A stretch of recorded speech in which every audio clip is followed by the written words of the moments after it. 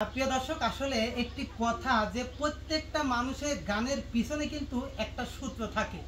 গানগুলা শিখালো কে, কার থেকে শিখলো, ঠিক সাদিয়ার সেই জীবন কাহিনীটা আমরা শুনবো। এখন আমরা আছি আজমিয়ার খানকা শরীফ, যেটা আসলে মানে এটা আমি সাদিয়ার থেকে শুনবো। সাদিয়া, এই খানকা শরীফটা কার এবং তুমি কার থেকে গানটা শিখলে যদি একটু বলতে। এই খানকা শরীফটা হচ্ছে আমার দাদুর পীর, হচ্ছে আজমিয়া, মানে আজিম নিজামুদ্দিন, এরকম হচ্ছে দাদু ভাই। হ্যাঁ, দাদু ভাই হচ্ছে মানে ওই মানুষটার কাছে মুরিদ হয়েছিল। ওই মানুষের উদ্দেশ্যে এই খানকাটা দাদুদের মানে ভক্তবিন্দুদের থাকার জন্য এই খানকাটা করছে। প্রিয় দর্শক, পাশে যিনি বসে আছে এটা রিয়া, মানে সাদিয়ার দাদু, মানে খালি রিয়ার কথা মনে হয় মানে সাদিয়ার দাদু ভাই। দাদু ভাই কেমন আছেন?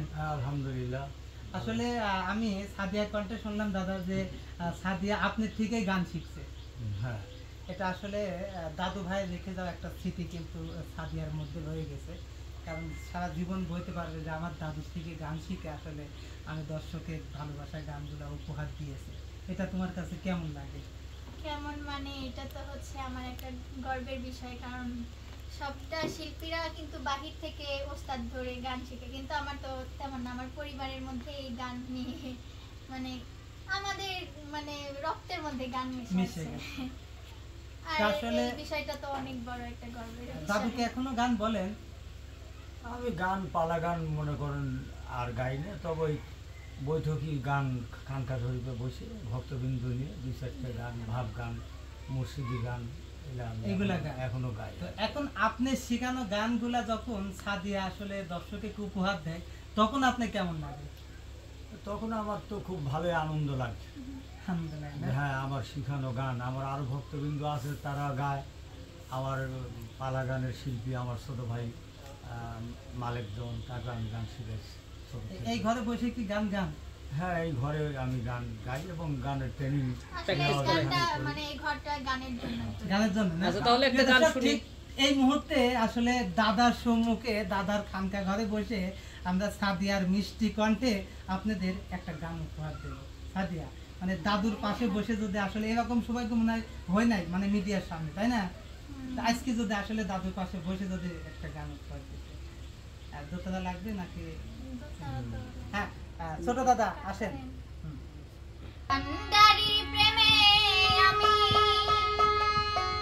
হইলাম দিবানা, ভান্ডারির প্রেমে আমি হইলাম দিবানা।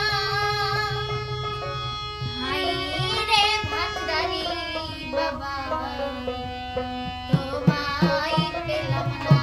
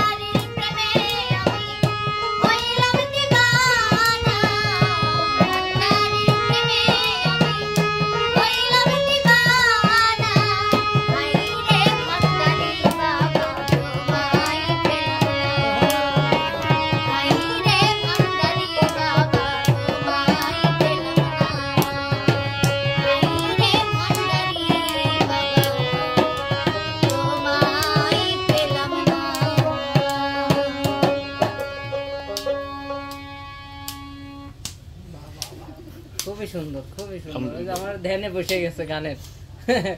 কি? ও, শেষ? ও, তো কেমন বাবা লাগলো রে। কামরুল ভাই, গান কেমন লাগলো? দাঁড়ান, চুপ করে থাক। কি দাদা গায়ে গেছে। মাশাআল্লাহ, মারহাবা, মারহাবা। হুম হুম। প্রিয় দর্শক, আসলে একটি কথা না বললেই নয়, যার আসলে হাত থেকে গান শেখা, তার স্মৃতিগুলো রেখে দেওয়ার জন্য আজকে দাদার পাশে বসিয়েছিলাম সাদিয়াকে গান গাওয়ানোর জন্য। তো গানটি কেমন হয়েছে এটা আপনাদের মধ্যেই কিন্তু রেখে দিলাম। আসলে আপনারা কমেন্ট করে জানাবেন। আপনারা কমেন্ট করে জানাবেন। দাদার বয়স এখন কত হয়েছে দাদা? 71 বছর বয়সে যে এখনো দাদার যে ভালোবাসাটুক দর্শকের মাঝখানে সাদিয়া উপহার দিল। এবার আমরা দাদার কণ্ঠে গান আপনাদের উপহার দেব, কিন্তু একটু আউটসাইডে। আসলে এখানে প্রচন্ড গরম, আমরা একটু আউটসাইডে উপহার দেবো নাকি? পরের পর্বে আমাদের সাথে থাকবে। দ্বিতীয় পর্বে আমাদের সঙ্গে থাকবেন। আর যারা আসলে সাদিয়াকে এবং দাদাকে ভালোবাসেন অবশ্যই ভিডিওটি শেয়ার করবেন, যাতে আমরা দাদাকে আপনাদের সম্মুখে আবার তুলে ধরতে পারি। সাদিয়া, তাই তো? না কিছু বলবে দর্শকের কাছে দাদার জন্য? দর্শকের কাছে আমার বলার অনেক কিছু আছে, তবে সংক্ষেপে বলার চেষ্টা করি। হচ্ছে সবার মানে আপনারা আমাদের জন্য দোয়া করবেন। আমার দাদুর প্রতিভা আমার মধ্যে আছে, যেন আমি এটা টিকিয়ে রাখতে পারি এবং হচ্ছে মানে আরো বড় কিছু হতে পারি, সামনে পড়াশোনা করে অনেক দূর এগিয়ে যেতে পারি। মানে আমার দাদুর প্রতিভাটা যেন আমি মানে মর্যাদাপূর্ণ ভাবে রাখতে পারি। আর আমার দাদুর জন্য ছোট দাদু আছে, মানে সবার জন্য দোয়া করবেন যেন হচ্ছে আরো ভালো কিছু হতে পারে। সেই সাথে আমাদের ভিডিওগুলো যারা দেখেন সবাই সুস্থ থাকবেন, ভালো থাকবেন। আল্লাহ হাফেজ।